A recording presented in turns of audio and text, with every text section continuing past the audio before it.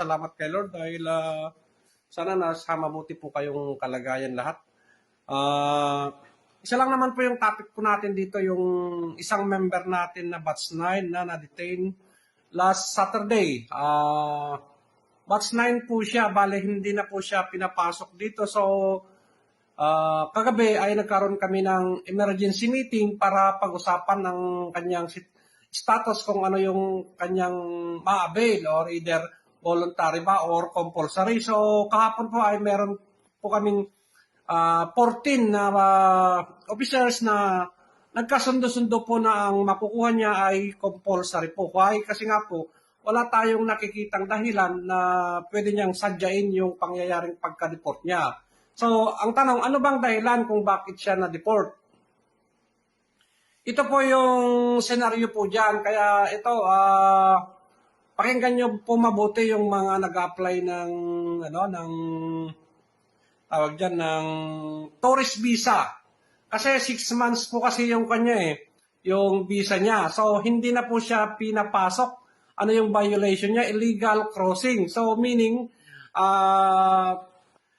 dinefine po ng Philippine Embassy kung ano yung kasalanan niya or yung violation niya about that. Ang sinasabi nila is, dapat pala sa bago ka pumasok dito, ay meron kang 3 month na kung sakaling 6 months yung yung tourist visa mo, dapat meron pang natitirang 3 months na na visa ng tourist visa mo. So napakagandang topic ito, pero bahala na kayo kung gusto niyo panoorin, walang problema kung ayaw niyo din. So yun yung dahilan. Kaya warning sa mga ito, magandang lesson to learn ito na na yung mga kumukuha ng tourist visa ay siguraduhin niyo po na bago kayo makarating dito sa airport ay meron pang natitirang tatlong buwan na visa, yung 6-month tourist visa po ninyo. Yun po yung dahilan. Napakasimple lamang po yung dahilan niya or yung cause ng pagka-ATOA niya. Kasi hindi na po siya pinapasok. Batch 9 po yun. Batch 9. I-post po natin bukas kung ano yung talagang tunay na pangalan niya, identity niya, complete info para naman sa kanon, hintayin po natin na makarating po siya sa Pilipinas. Kasi kung sakali man na siya ay hindi, kunyari lang, iba yung pupuntahan niya, hindi siya diretso ng Pilipinas, ay voluntary po lamang, amounting of 50 rubles. Pero this time, napagkasunduan po lahat ng mga officers kagabi, ay compulsory po ang kanyang ma-avail. So, 500 po yan. So, we're expecting na makarating siya sa Pilipinas bukas ng hapon, oras ng alas 4:30. Nag-i-slow connection ako dito ipasok niyo lang yung mga yung mga tanong nyo para sasagutin ko. So, about naman po sa tanong na makakapag-avail ba ng for good or considered as a 1 year service award, ang sagot po dyan is no. Why? Kasi nakalagay po sa bylaws natin at saka sa rules na po natin ay dapat nakapag-avail po siya kasi ng tawag dyan, ng gratuity niya last September. So, September, November, December, January, February, March, April, May. 7 buwan pa lamang po ang nakakaraan. So, supposed to be, dapat makompletan niya po yan ng 1 year or equivalent to 12 months para makakuha pa siya sana ulit ng tinatawag na 1 year service award or for good. So, yun po yun. So, sana naintindihan niyo yun. Hindi po pwede na sa rules po natin, hindi pwede yung makakuha ka ng gratuity, makakuha pa. Hindi na yung pagtulong yun. Abuso na yun. So, ganun pa man, salamat sa nakakaintindi about that. So, sabi ko nga, siguro sa Miyerkules or bukas ng gabi, may ipopost yung kasamahan natin na yon. Kasi 1 month naman po yan. Para for documentation na rin. Kasi hindi tayo pwedeng mag-decide ngayon kasi nasa himpapawid pa. To make it sure na bago tayo mag-post ay paratingin muna natin siya sa Pilipinas. Batch 9 po siya. So, dapat hinay-hinay kayo yung mga yung mga kumukuha ng tourist visa, dapat alamin nyo mabuti kung ano yung consequences niyan kapag kumuha kayo ng 6-month tourist visa. Baka mamaya matulad kayo doon. Kaya dapat magtanong-tanong muna kayo. Ay mahirap po yung 6-month na 6-month tourist visa. Kasi tignan nyo, imagine may visa pa yon. Yung batch 9 na yon, may visa pa siya. Kaya lang, ang natitira na lang, kulang na 3 buwan. Kaya hindi po siya pinapasok. So, any suggestion? Baka meron kayong tanong? Magtanong kayo kung mayroon kayong ipapasok na tanong dyan, babasahin natin. So, ingat-ingat sa mga nagbabalak na kumuha ng tourist visa na 6 months. Dapat alamin nyo mabuti kung ano iba yung consequences niyan. Baka mamaya matulad kayo sa kasamahan natin na yon. Dapat yon ang 3 months. Dapat meron kang 3 months na natitira pa bago kayo pumasok dito. Kasi yung member natin na yon ay may visa pa. Inulit ko may visa pa siya. Kaya lang kulang na lang na 3 buwan. So about naman sa gratuity niya or sa for good, hindi na siya makakapag-avail. Wala pa kasing 1 taon mula nung siya ay nakatanggap ng gratuity. 7 months pa lang. Okay, so baka meron kayong itatanong?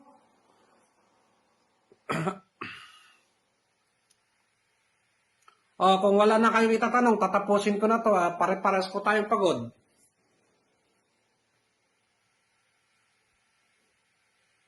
Sige, magbigay muna ako ng mga 8 minutes.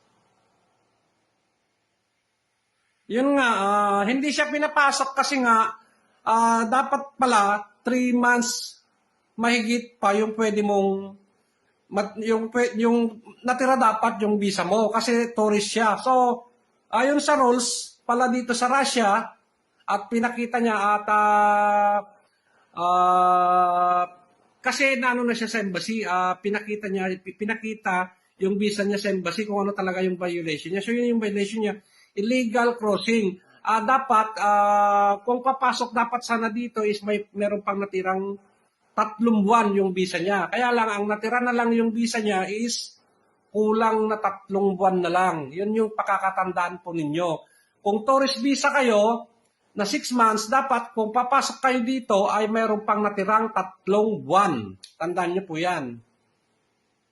Kasi kapag papasok kayo dito is 1 buwan na lang yung natira, hindi na talaga kayo papapasukin. Kasi yun yung rules ngayon dito sa Russia. Dapat alam niyo yan. May visa pa siya, kaya lang wala nang natirang 3 buwan.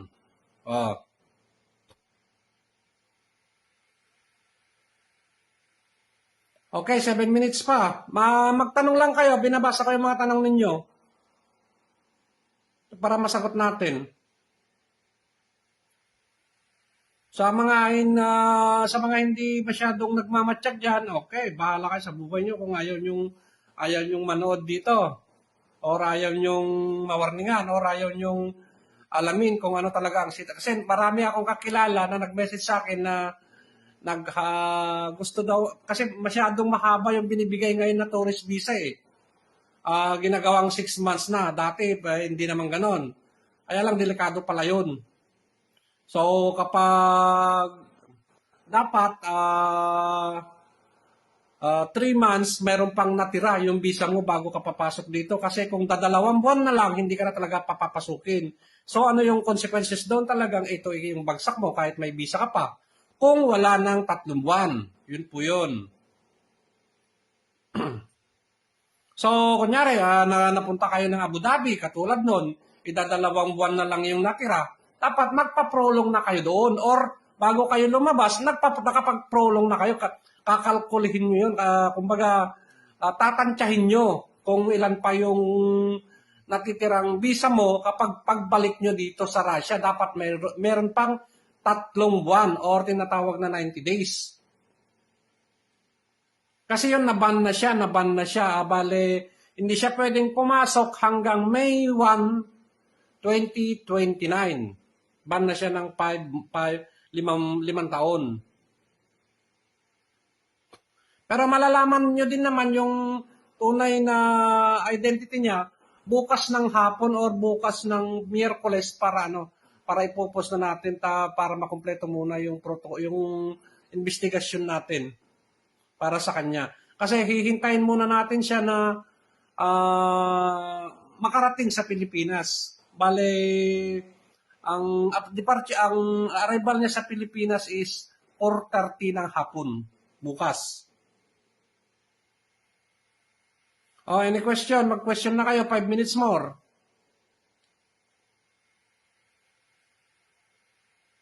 Pasok nyo na yung mga tanong nyo, kung mayroon kayong tanong dyan. So, June 16 po yung kwan natin, yung tawag dyan, Independence Day.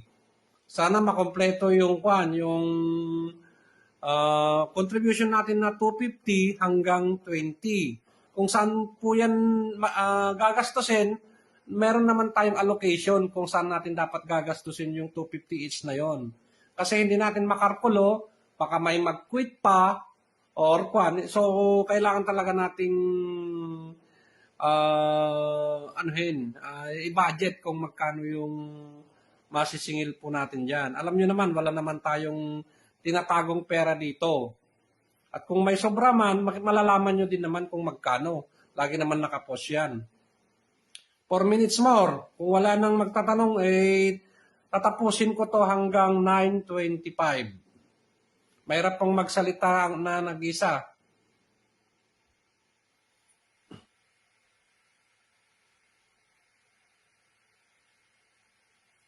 Okay, pasok nyo na yung mga tanong nyo. Kung mayroon kayong itatanong.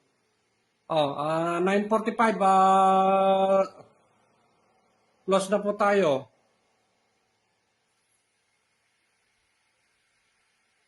Galing pala siya ng Abu Dhabi, sinama ng amo niya. Yun yung senaryo. Sinama siya ng amo niya.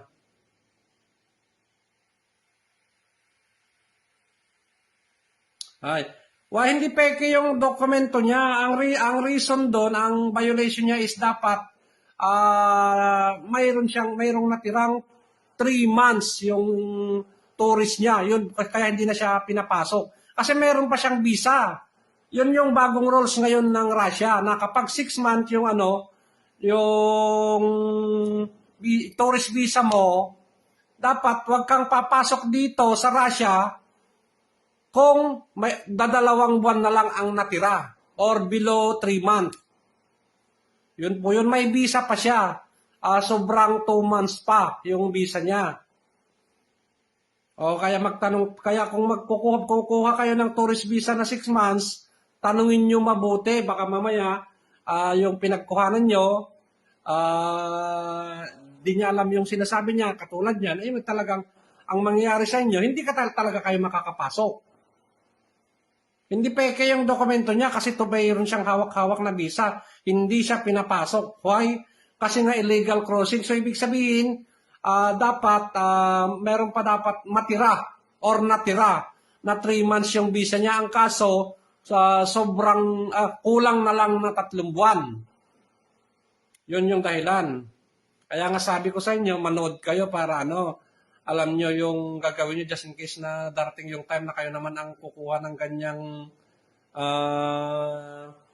visa. Batch 9 po siya, batch 9. So, kayong mga nag-a-apply ng tourist visa, ay pag-isip-isip muna kayo. Magtanong muna kayo kung ano yung consequences sa pagkuha nyo